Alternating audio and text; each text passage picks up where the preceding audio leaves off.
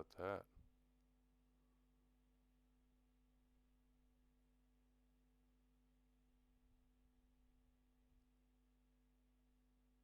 Hey everybody. How's everyone doing? Anyone here live with me? Somehow I don't seem to have my chat box there.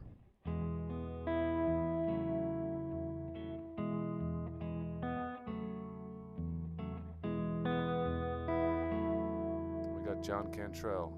How you doing, John?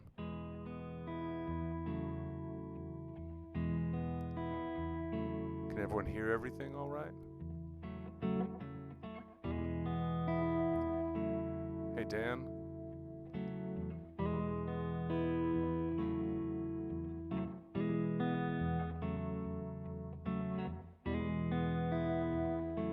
Great, thanks, John.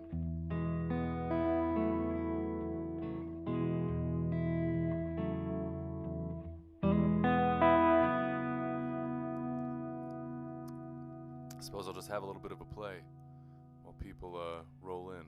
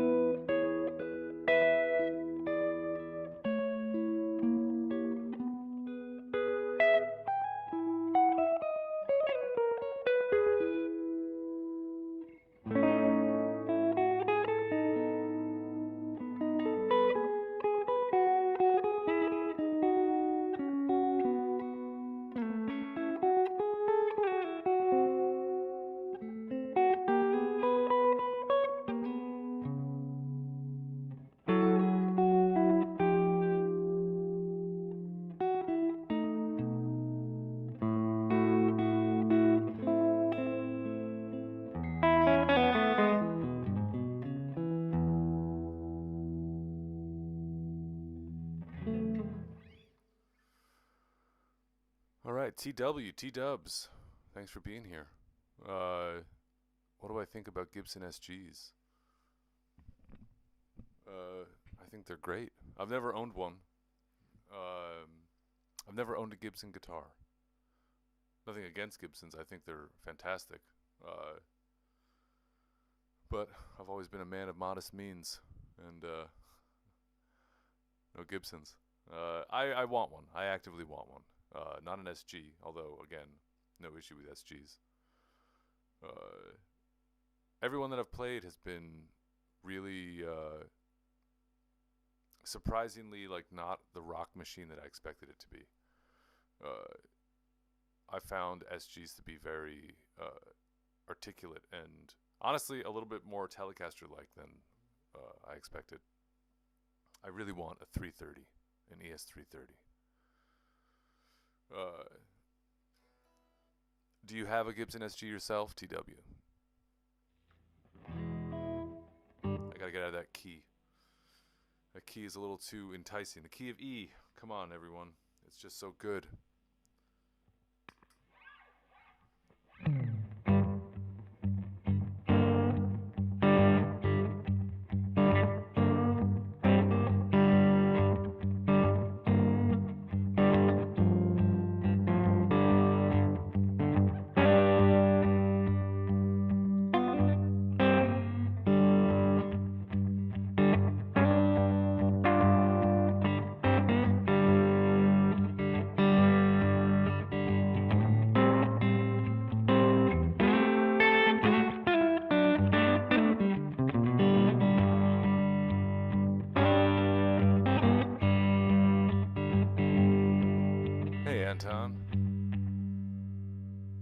Antune, excuse me.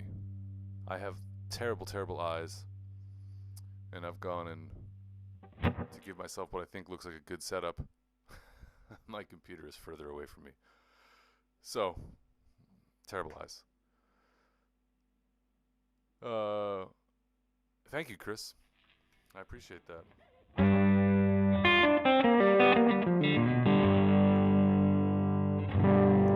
Tried and true Telecaster. It's the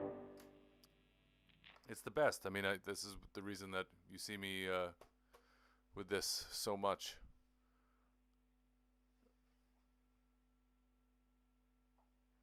Krenar, hello. Welcome.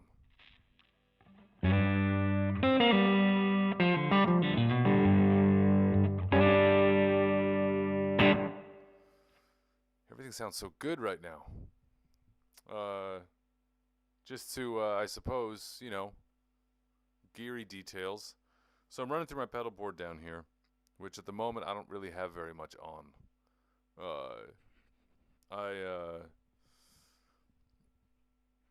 It's just a tuner, and the drive I'm using is the Victory V1 Duchess, which is a really fantastic overdrive pedal.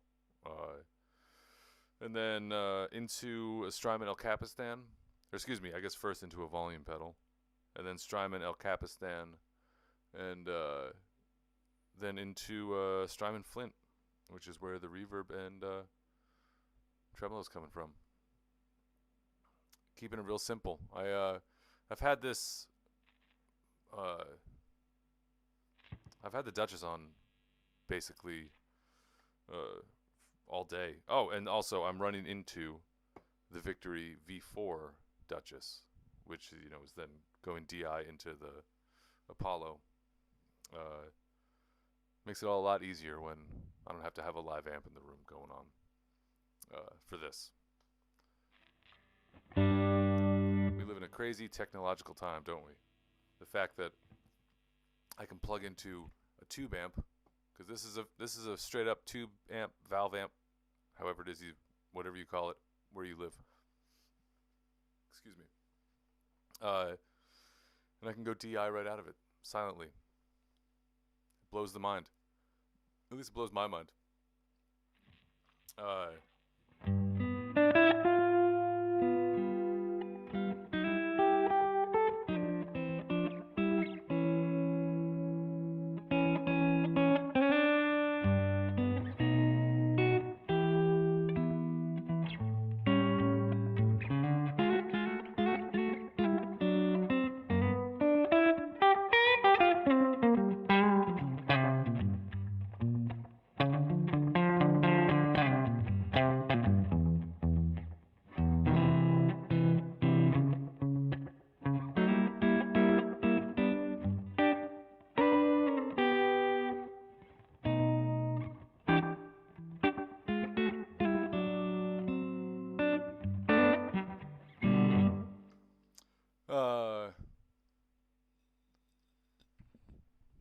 Watching YouTube while I should practice my chops. We all need to practice our chops, so don't be too hard on yourself. A lot of hours in the day. We can all get to it. John.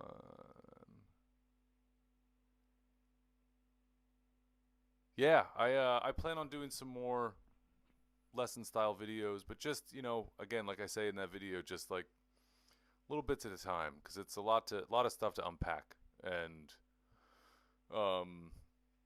I know that what's cool about technology is you can always go back and rewatch sections, but I'd rather really focus on little bits of it all the time, you know, for an entire video, just because, yeah, there's a lot to go through. You know, music is crazy and wild, and so if I can, I mean, don't threaten me with talking about one thing for a long time.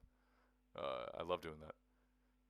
But and speaking about the intro jam for a lot of these things, for some of these, I'm actually working on getting some transcriptions made, tabbed out of some of them, I have one done so far. I don't remember which video it's from, to be perfectly honest with you. I know that it starts like this. All I remember from doing that one is that it started with something like that. Yeah, yeah.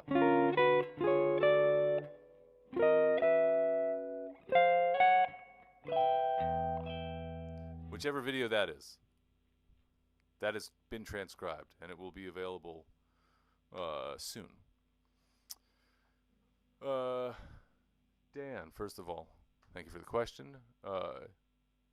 Do I have any tellies with humbuckers? I do not. I actually don't have any humbucker guitars. I've had humbucker guitars. They've never really stuck around. I've had a couple of like 335 style guitars that didn't stick around for one reason or another. Not actually because of how they sounded,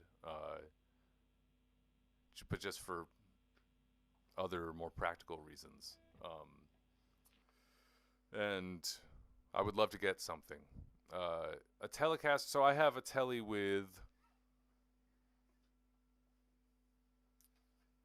a P90, which I've played in some videos, which I don't totally get on with yet.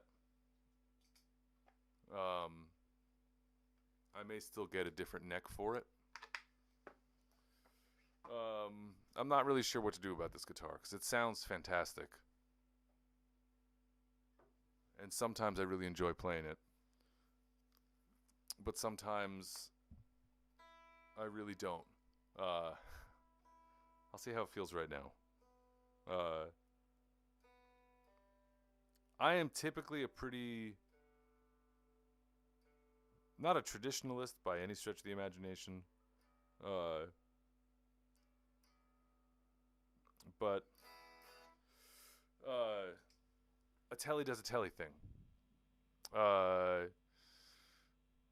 But sometimes, Dan, actually this addresses that question. Sometimes, like, so I always prefer the sound of a neck pickup. Almost 9 times out of 10. Bridge pickups, I love the way they sound when other people use them. And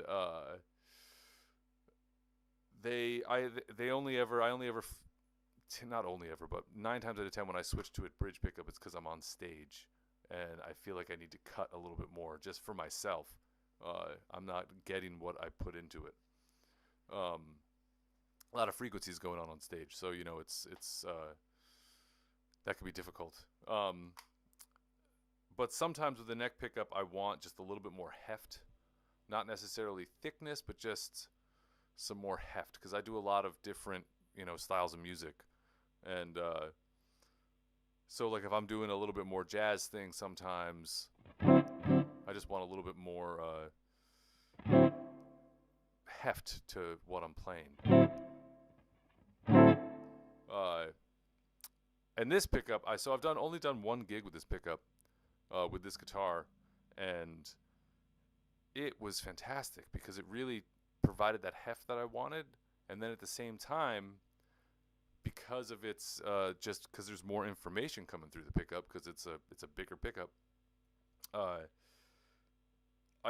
Actually not a single time that entire gig did I switch to the bridge pickup. I was on the neck pickup the entire night, which is kind of unheard of.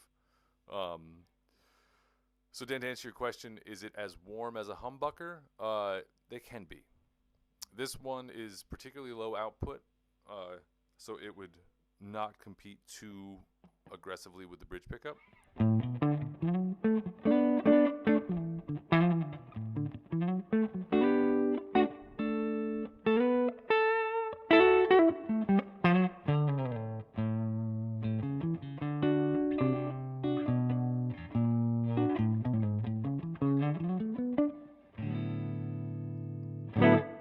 It's a great guitar.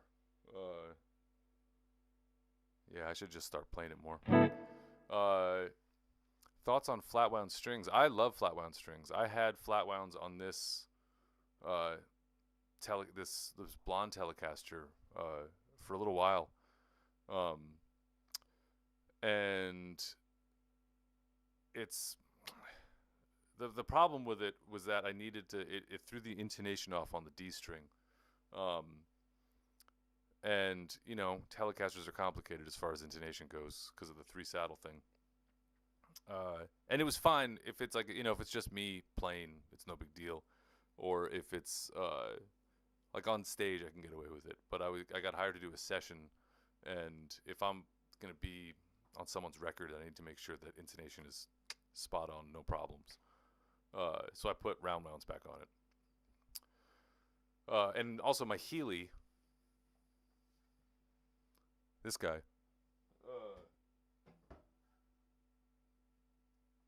currently has round wounds on it, but that guitar loves flat wound strings, so I'll be putting some flats back on that.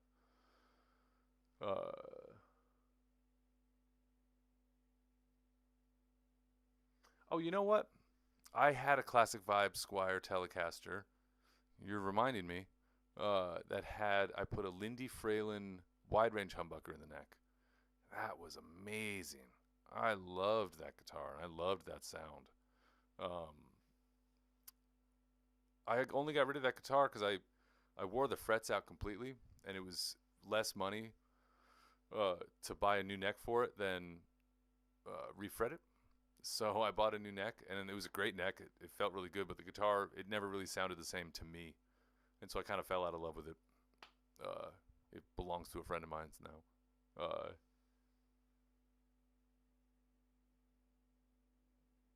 What guitar setup do I play with slide? I play every guitar and every setup with slide. Let me get a slide here. Let me get slide ready for you. I keep a pretty not high action, but it's not low action. I'd rather it. I mean, here's it. It's just physics. If you have a little bit of a higher action, you'll get more sound out of the guitar.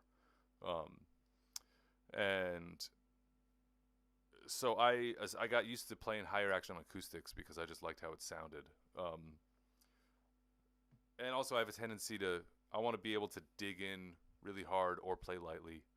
And if my action's too low, then I can't really do that. When I play slide, the big thing that I do differently, the only thing I do differently is I just play with my fingers. I don't use a pick at all.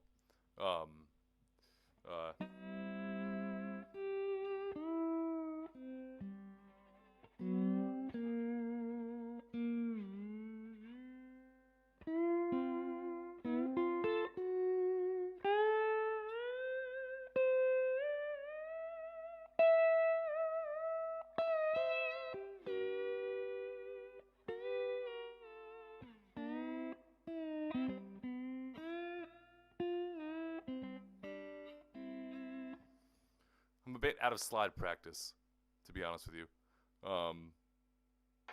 I need to actually get into it more because when I go on tour with Ashley Campbell in November, I play a lot of slide with that. Watching from Turkey, welcome. Oh man, I spent about 20 hours in Istanbul once, and I've flown through Istanbul airport a couple times, which is one of my favorite airports.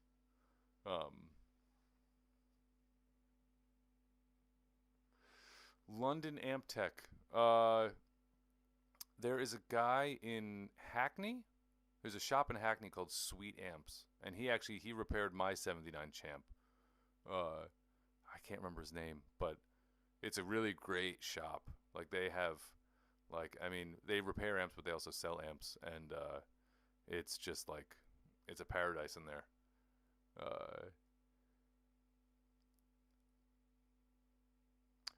No, you are correct, John, that my pickups are pretty low.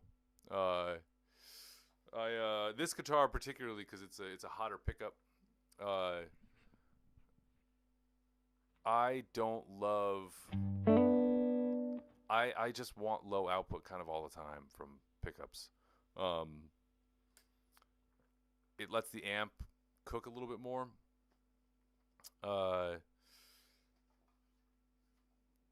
I guess on this Telecaster, they're pretty. They're not too low on this guy. I'll try to show you. Also, oh, amp repair. Also, Elephant Soundworks. He's a bit. I'm not gonna say he's out of town, but he's closer to Gatwick. I think it's Elephant Sound. I found him on Instagram. He did a guitar repair for me, and he did a great job.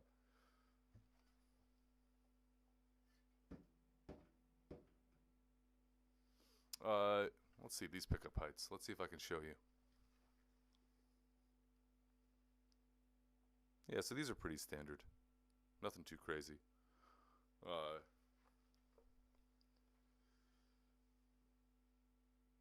Where did my cable go? There it is. I gotta tell you, the all the gubbins that you need to do all this stuff is. It looks like a plate of black spaghetti in here. Cheers from Vancouver, Canada. All right, man. I've never been to Vancouver. I've been to Montreal a number of times, and Quebec City a lot of times, and Toronto, of course, and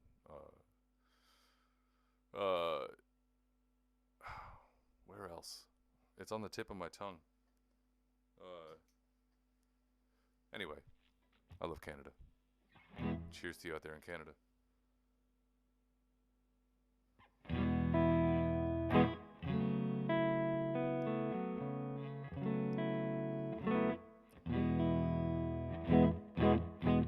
Oh, you know what? I forgot. I got a guitar to show everybody. It's a guitar that I picked up this summer from a great shop in upstate New York, in Troy, New York, which is seemingly, at least in my world, like the capital of guitar shops. Because I've talked many times in videos about Love of Fuzz.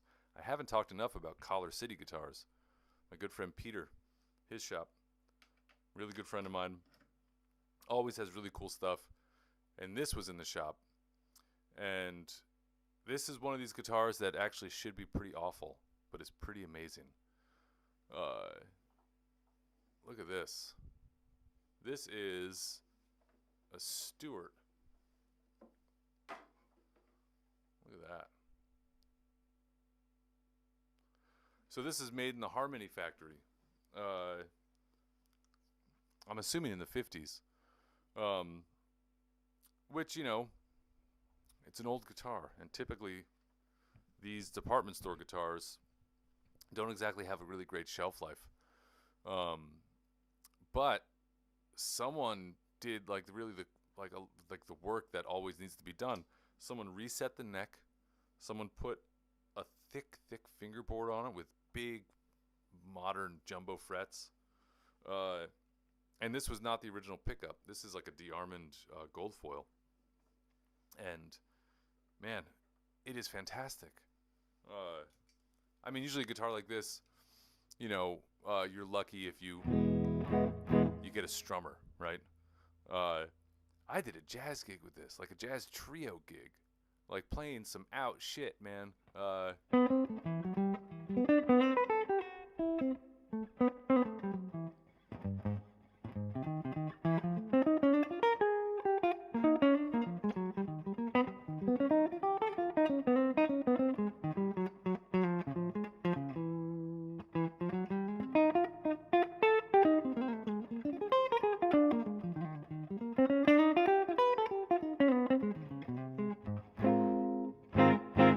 It just sounds so good, and like a lot of which here's the bummer with things like arch tops. If you want to do like a strummy sort of gig with it, it's almost impossible. It just doesn't do it. But this, it's out of tune, but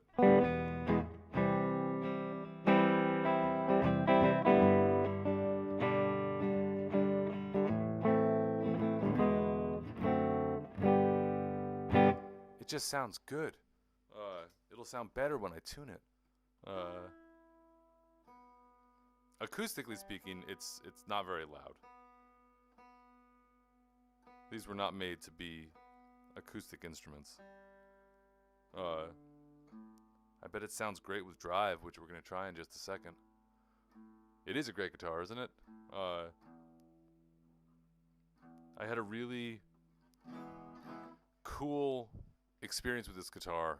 So I bought it in the States. I was in New York, got the guitar, went to the city, played a trio gig with a couple of my best friends. And then a few days later, when I was flying back to London, I met a guy who also had a guitar case with him. I had a guitar case. He had a guitar case. We get to chatting about playing guitar music. And I see a fellow walking down the terminal. I see another guitar case. And I had a moment of like, oh, let me see who that is. It was Tommy Emmanuel. Tommy Emmanuel was on my flight to London. And so I strapped on all my courage and I went and spoke to him. And he was as nice as could be. He said, "What's the guitar you have?" And I took this out and showed him. He played some songs. He handed me his guitar, his Maton. It was incredible. He then proceeded to just play about 5 songs sitting there at the gate. It was amazing. Let's see what this sounds like with some drive and some slap on it. All right.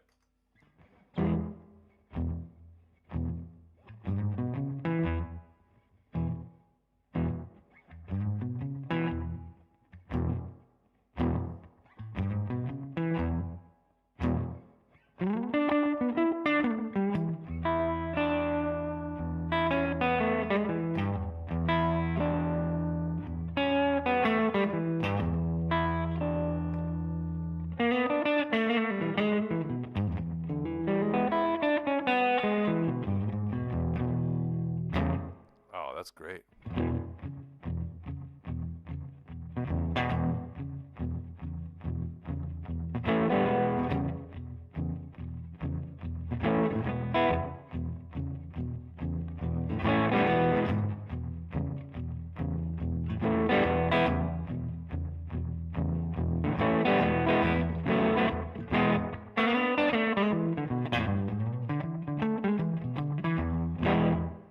Yeah, way to go, this guitar.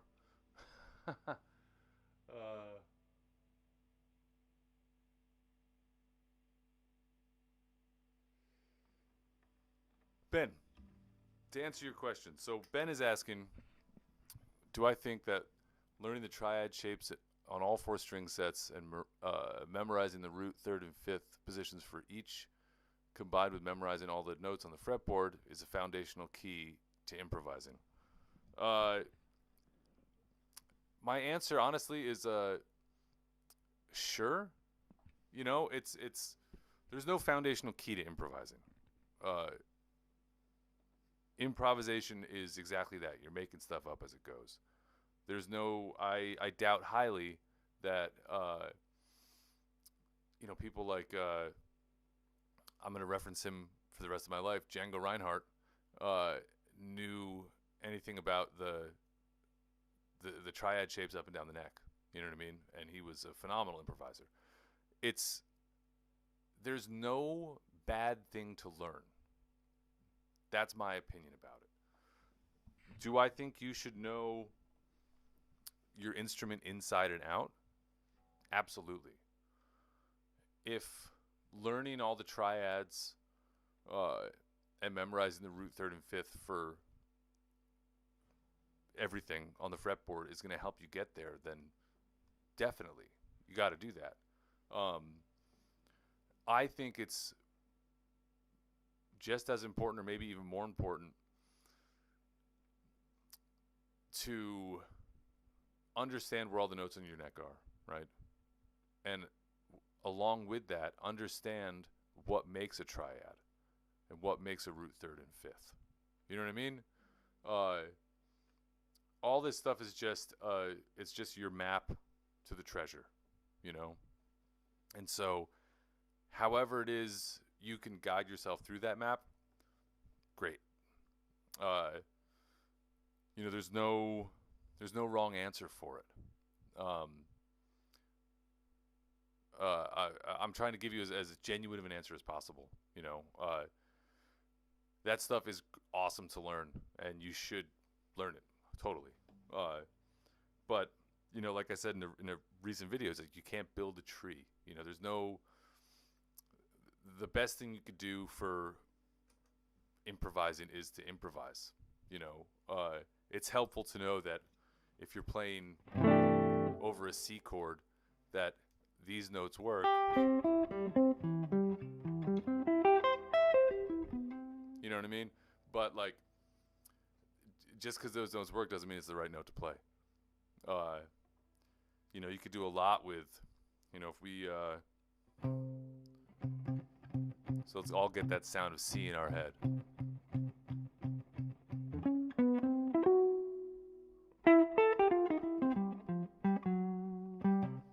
Played a lot of weird notes there, but that was a pretty cool phrase if you ask me. Just made it up. You know, it's just, it's about creating language with your own vocabulary. Suggestions for tunes to learn if you're getting the gypsy jazz for the first time. Phoenix Stewart. If Phoenix is your first name, that's an amazing first name. Love that. I seem to have some sort of frozen situation going on here. My apologies. There we go. We seem to be back. Sorry about that, everybody. Well, I mean, classic gypsy jazz, you know, minor swing. The only issue with minor swing is that there's not really a melody. You know, it's there's a melody in the front and a melody at the end.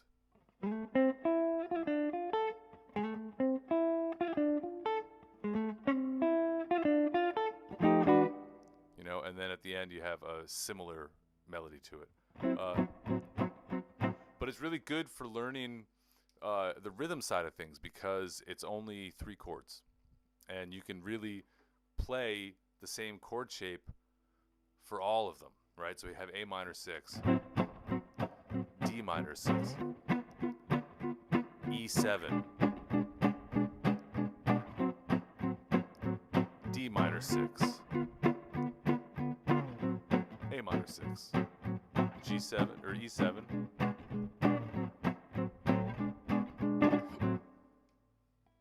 Oh, I'm sorry that if this is something's freezing again. My apologies with this, everybody. I'm not sure what's going on here. I seem to have really good service, but things are happening, and I'm not sure what. Why don't we lower the bit rate? Does that seem to help? Nope, sure doesn't.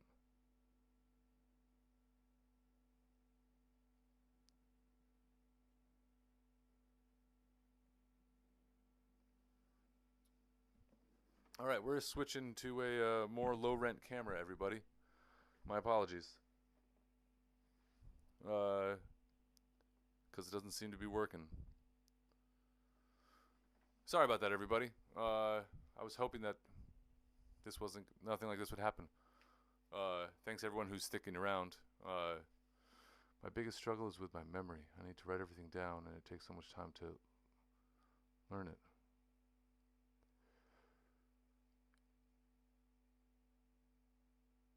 Okay. Caesar, I mean, the important part is what you just said. You still love playing no matter what. It's the memorization thing is tough. I too am a very visual learner. Some things I can memorize quickly, but some things just don't make sense, and I have to see it written out. So that's just, you know, that goes on. Don't be hard on yourself about that one. To finish answering your question, Phoenix, the gypsy jazz thing, minor swing, all of me is a great one. All of me is a lot of chords going on. There's a lot of things to unpack as far as learning improvisation. And also on top of that, it's got a great melody that you can learn.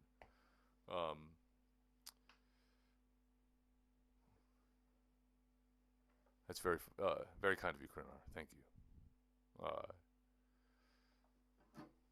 And yeah, I mean, Caesar, just you know, don't be hard on yourself. The important part is that you're playing, and you know, that's it. It's that's the important thing.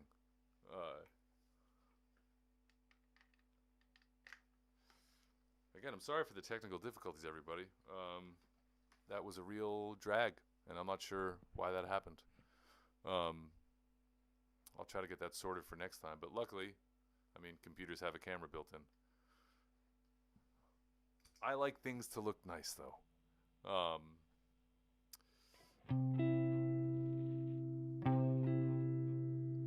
want to play something, and I'm not sure what yet. So we're going to get into that right now. Oh, I know. I got a set of chord changes I can play. Let me try this out.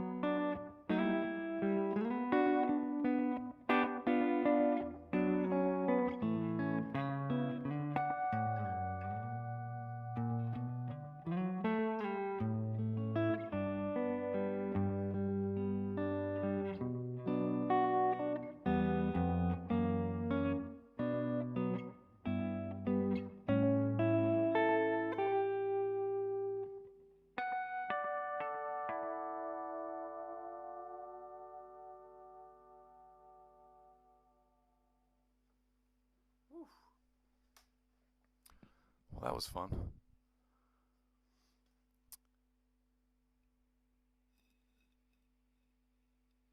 I agree, Antune.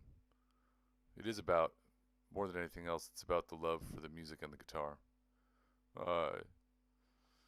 It's a funny thing, sometimes you can't have one without the other, right? If you just have a guitar and no music, then what do you have? In this case, you got a cutting board. Maybe you could put a clock in there. But if you have music, then your guitar makes sense. So it's let's not forget that, everyone. And nobody here does. That's what I like about this community. This is a good community. We're all talking about music, man. I guess a quick moment to talk about gear. Everyone, I'm having a little meltdown. Not a meltdown, but I need an overdrive pedal. I need some new overdrive sounds. I've been using a Timmy forever. And John, welcome. You're a little late, but that's all right. We still got a little bit. You missed the technical difficulty, so you lucked out. Yeah, I need a new overdrive pedal. And so Zen Drive does it for you. I've played around with the Zen Drive. I'm going to use a buzzword here. I'm a very transparent drive type person because my whole thing, I love the way my amps sound.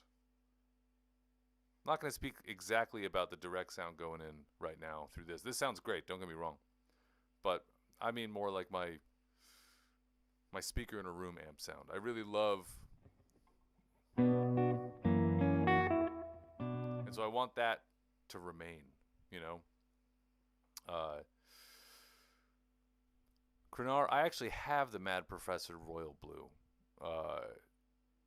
I've had it for a while, and I fall in and out of love with it. Sometimes I absolutely love it, and sometimes the quality of the drive I'm not a big fan of. It's just like a character thing on it. It's an awesome pedal, It can really get there. Morning Glory, I've also had one of those before. Uh, Tumnus Mini. You know what? I actually just sold one. I got it, and do you know what my problem with it was?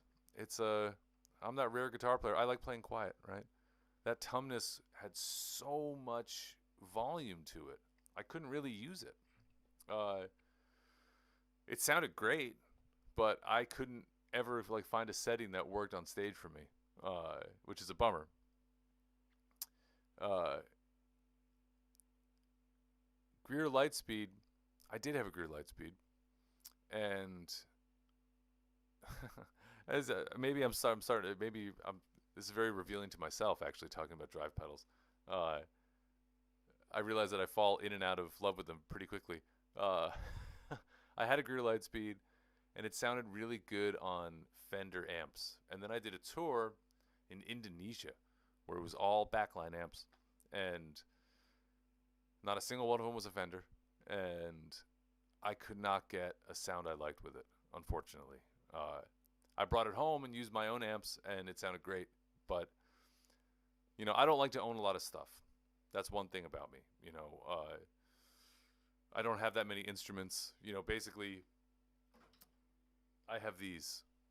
I have a couple other things in the closet, but they're very unique and they do a thing hard to replace. So I have a tendency I'll have an overdrive pedal, and while I like it, it's great. But then the second I fall out of love with it, I'm like, oh, gotta go. Providence Stampede OD. I'm not familiar with that. The Providence Stampede. Is that the name of the brand, or is that the model? I like the sound of it. Brown Protein. I've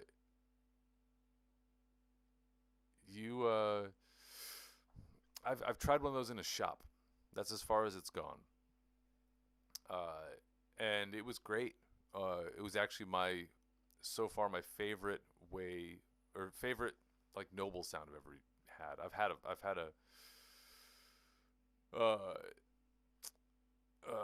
had a Nobles ODR1 and I didn't love it, but I like the brown version.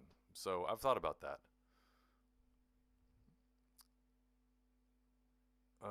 Forever's not that long.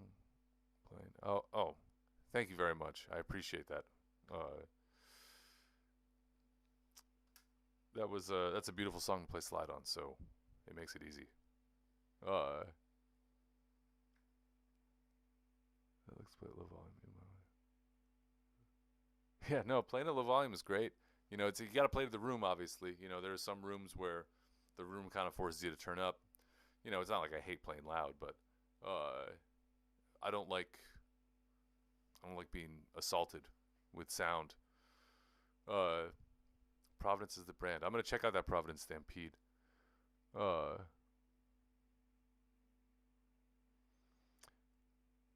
Okay, Phoenix, another great question. Not to change the subject, but I'm curious what your method on learning new tunes.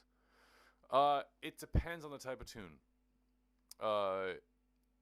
I love charts. But I hate getting a dependency on charts. That's the problem with charts. So I've been trying to go back towards just learning it by ear. And it depends on the tune though. If I'm learning like a jazz tune, give me a chart all day. Sometimes even a country tune, like a number chart, like a Nashville number chart, those are great. But if I'm learning a song that like has parts and stuff like that, like a more pop leaning song or something like that, then I'm gonna do it by ear because it'll help me retain it more. So I can be in the moment more. If that helps. I won't learn it through tabs though, unless it's like a piece, like a composed piece. Then I'll use tabs to learn that. because I'm lazy about improving my music reading. The assumption that different amps and pedals emphasize different frequencies, would a better option be an EQ pedal? I've had EQ pedals. I own an EQ pedal. I'm not a big pedal stacker, like gain stack person. I like to have one gain pedal that does this and one that does this. And lately I have been keeping a third overdrive pedal on, which is what I have on the board right now. In case the amp, even if it's my own amp, sometimes room dependent and gig dependent, you just can't get your amp to sound right. So the Duchess V1 pedal I have on my board right now is there for that purpose. Although at the moment I'm just using it for overdrive. But yeah, I'm not a gain stack person, so I like to have this one does this one does this, and typically that is this one is like slightly lower gain, and then a lot of times the second pedal sounds the same, it's just loud. Gain stacking kind of gives me anxiety.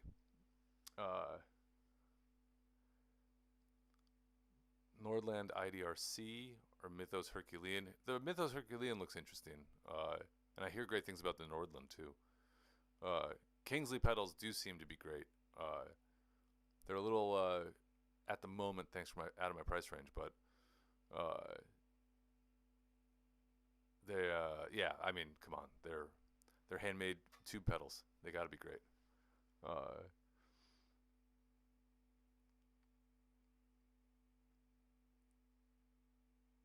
Krenar, yeah, it's funny that you say about the interesting. Okay, so you like the disconnect. I'll point my amp away from me, or rather away from people on stage, just so I can maybe juice the amp a little bit more, give it a little mustard, you know what I mean, and not blow anybody out.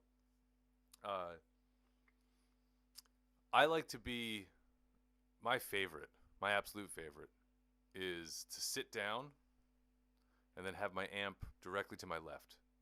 Oh man, I love that so much. So it's like, so I'm not hearing it from, like I'm not hearing the speaker straight on. You know what I mean? It's just I'm hearing it here.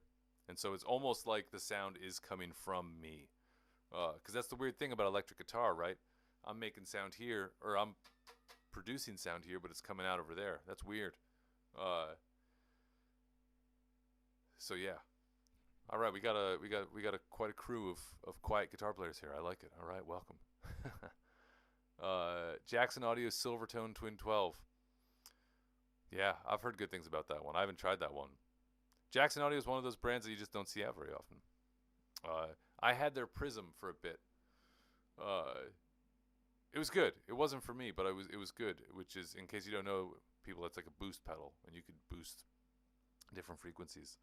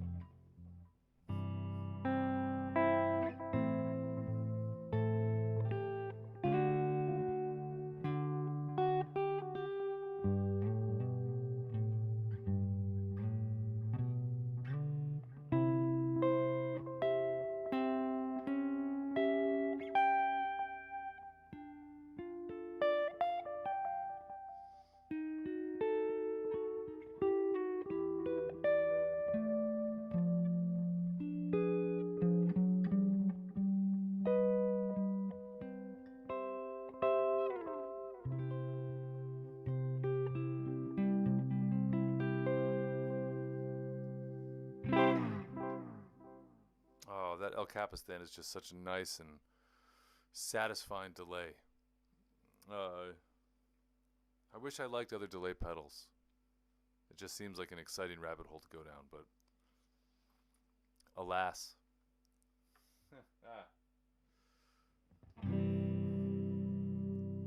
That was kind of that chord progression reminds me of a really similar one. There's a great Tom Waits song called "Drunk on the Moon." In fact, that might be my favorite song. Yeah, I think if I had to choose a favorite song, it would be that one. I used to end all my solo gigs back in the day with that song.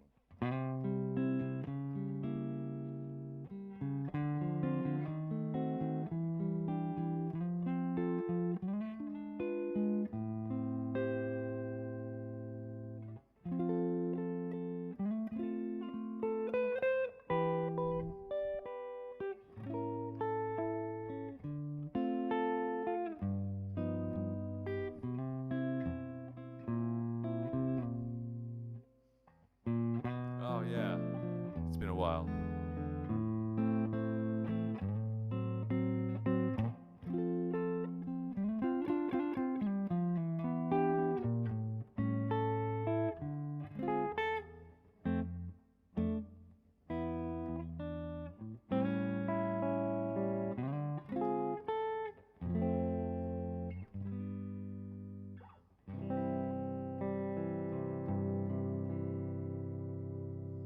Oh man, you saw Tom Waits in the early 80s, huh? Oh man. That's when that song is from. It's from that era. Tom Waits, what a revelation. Just one of those artists that they're Tom Waits adjacent people. You know what I mean? Like Nick Cave is kind of the Tom Waits of his vibe, and Bjork in a way is kind of the Tom Waits of what she does.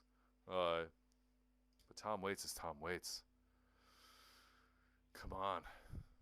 Just when you think you've run out of beautiful songs, there he goes. Questions seem to have chilled out, so I'm just going to do some more playing. Yeah? Sounds good to me. I like playing. Of course.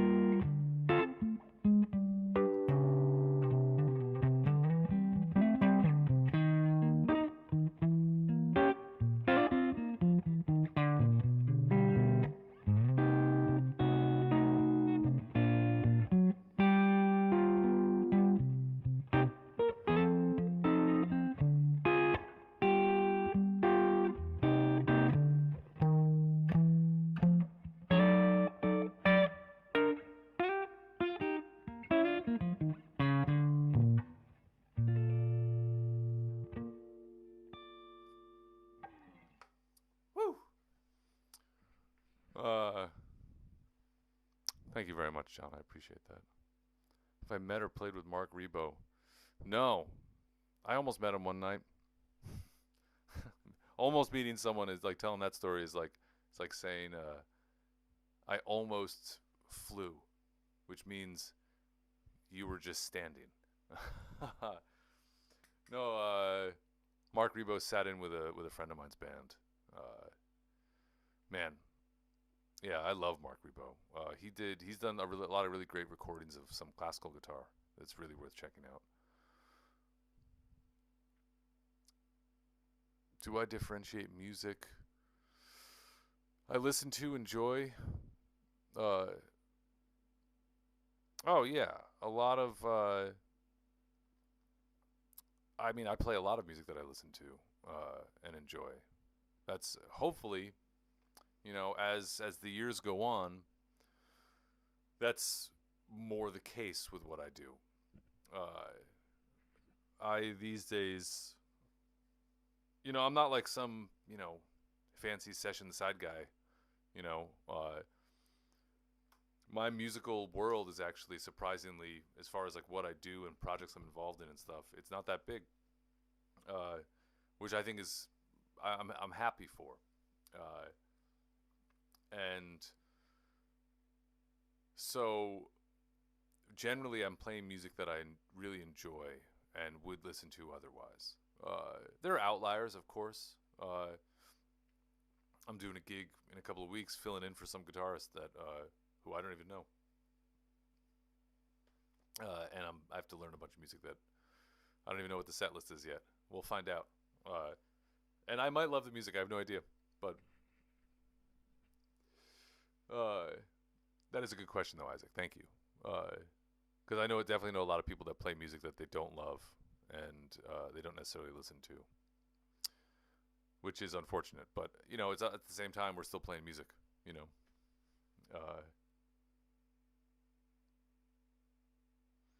Phoenix, it's a long process. That's really what it is. It's seeing how things connect, playing a million tunes.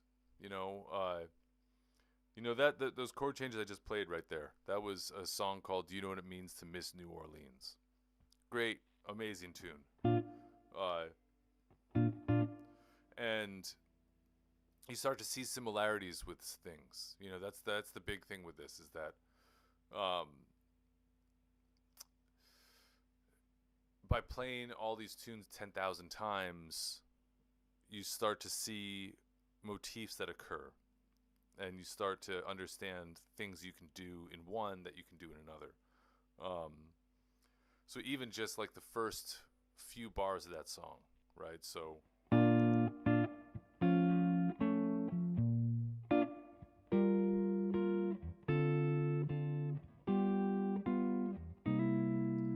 that is really similar to a lot of other stuff. So I know that I can change that up just on a basic level. So go. And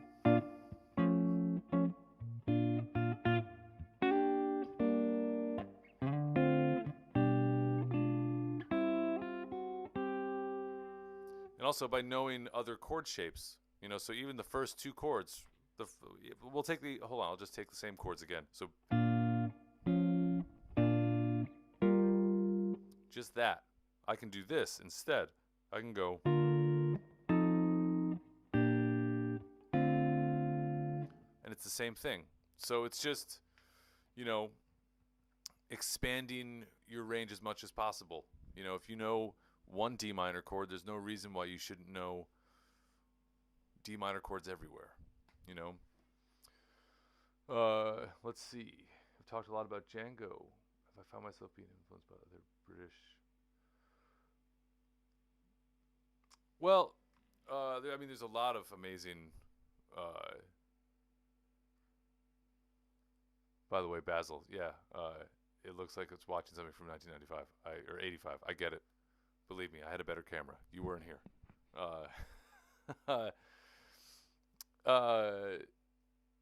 Well, not to sound cliche, but man, Beatles, come on. The Beatles still blow my mind on a daily basis. I listen to the Beatles all the time. But I've listened to a lot of Irish artists as well since moving here. I've spent a lot of time in Ireland the last couple of years. Niall McCabe, Susan O'Neill, Rachel Grace. Um, the list goes on.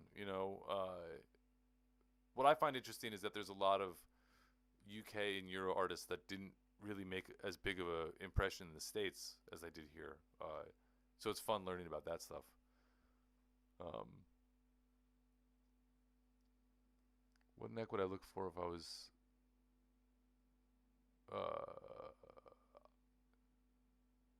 for if you replace the other telly neck? Honestly, I'm not really sure. I would look for probably a smaller nut width. For some reason, I went for a larger than standard nut width. Uh, but that'd be where I start. I'm not really sure. I mean, my knowledge of necks is I know what I've liked, and I'm learning what I don't like. You know, I'd rather have a big neck than a small neck. That's one thing. I'm not a small person. You've only ever seen me sitting down in videos for the most part, but I'm 6'4". I don't have small hands. Small necks end up hurting my hands when I play. So, and I appreciate it. I knew it wasn't a complaint. Bezel. I knew that.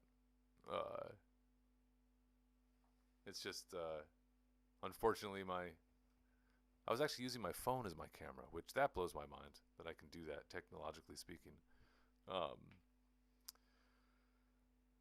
But I'm going to do a little bit more playing, and if some questions come in while I'm playing, I'll, of course, answer them.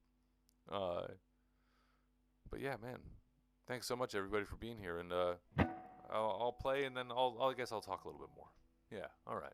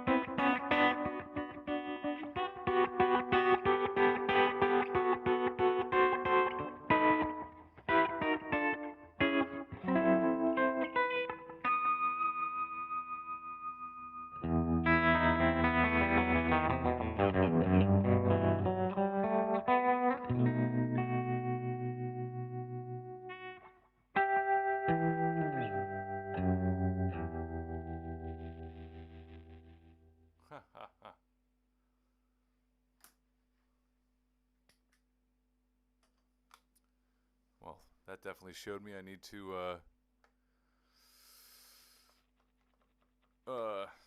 clean my pots. Oh, thank you, Bob. I appreciate that.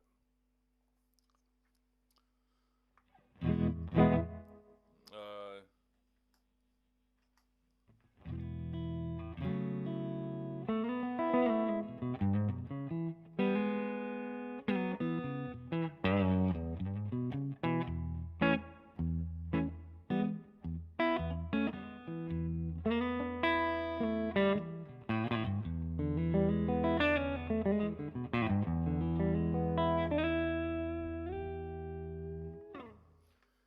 everybody, thank you very much for being here.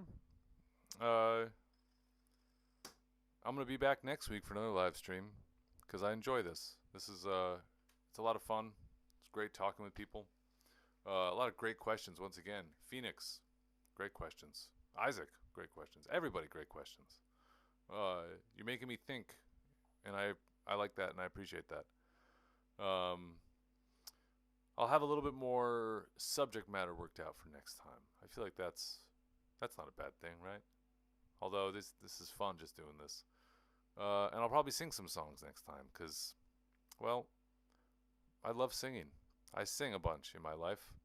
I've yet to do it here, but anyway. I hope you have a fantastic week. Look out for more videos. Oh, John, that's so nice of you, man. Thank you very much. John, what are you cooking? Oh, I gotta know, man.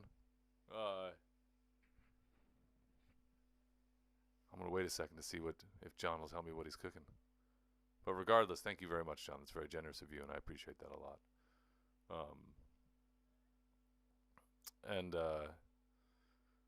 Yeah, I hope everyone's doing great. I hope you're gonna continue to do great, and stay tuned for more videos, all that stuff. And yeah, I'll see you next week. Take care.